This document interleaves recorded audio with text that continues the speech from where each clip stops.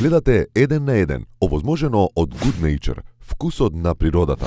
Сите премиери ги знаеш што биле и со сите си соработувал, со кој поблиску, со кој не и слично. Што е заедничко за сите? Што може да се каже, да речеме, во нивното владење? Имаат ли некакви фази кои што им се заеднички, имаат ли некакви особини што им се заеднички? Може ли така некако да кажеме, без разлика кој, дали има нешто заедничко едни со други? Од 86-та година, кога јас активно влегов во општествениот живот, сигурно сум соработувал со многу премиери. Со сите сум имал исклучително коректна соработка. Морам да кажам дека тоа ниво, без разлика дали беше во Македонија, во рамките на Југославија, дали на југословенско ниво во Београд или сега во самостојна Македонија, сепак тоа се луѓе кои што во однос на комуникацијата, во однос на почитувањето и така натаму имаат носат со себе врховски критериуми. Меѓутоа, они се соочуваат сите со 3 фази. Добро. А струјава има 2 фази. Што правим? Која е првата фаза? А? Која им е првата? Првата фаза е кога он доаѓа на позицијата со оптимизам дека може да направи многу. Дека ќе спее. Повеќе од потребно. Преголеми амбиции. Преголеми амбиции се и тие преголеми амбиции после оставаат последици. Добро. Затоа што ги подигаш очекувањата непотребно. Така, сите викаат. И после линијата е силазна.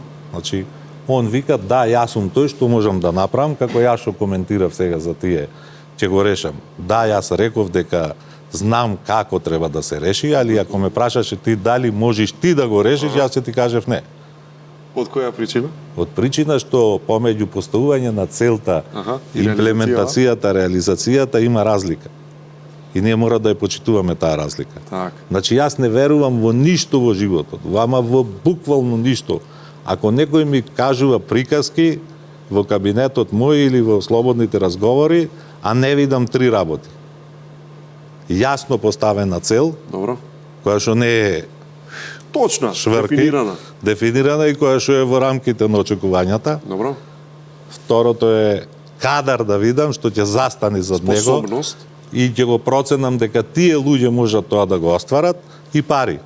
Трето е парите? Ако нема пари, нема ништо. И тоа е таа прва фаза која што, да речам, вака е на Балканот барем доминантна. Втората фаза влегуваш во моментот кој ќе сватиш дека овие претходниците твои ти товариле на грбот 3 пати поголема администрација од тоа што треба. Значи соочување со администрацијата. Ти се соочува сега со администрацијата и она ти излегува како еден лав над тебе. Да. Разбираш, која што Самаров почнува да тежи. Да тежи. И јас тоа во една емисија го кажав, излегува од премиерскиот кабинет идејата и, да речам, на решавање на некаков проект и се предава таму према администрацијата. Вика. И тој пропаѓа 200 метра длабоко, го снемува и не е пренесен таму. И сега од тој момент почнува проблемот. Ти мислиш дека тој проблем веќе решен и сега одиш на друг проблем, а тој проблем таму не почнува, уопште не е ни треба да се вратиш и да прашаш, што правиме со првиот проблем, до кај сте? Има ли некакви checks and balances од како се даде проблемов да се решава негде?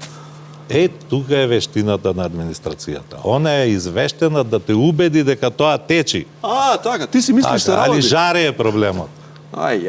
Ови од комората се проблемот, ти од синдикатот се проблемот, се некој друг е проблем, само тие не се проблем. Они не ни почнале да работат. Да, они не ни почнале да работат. А третата фаза идеш во третата фаза. Добро. И третата фаза е врвот на тие медиокритети, да ги наречам, во администрацијата, која ќе те обкружат како волците што вртат околу жртвата и почнат да ти зборуваат све најдобро. Што сакаш? Ајде, ти си најубав, ти си најпаметен. Злато. Да, и од која ќе падни и после како го кажа, јас му кажав.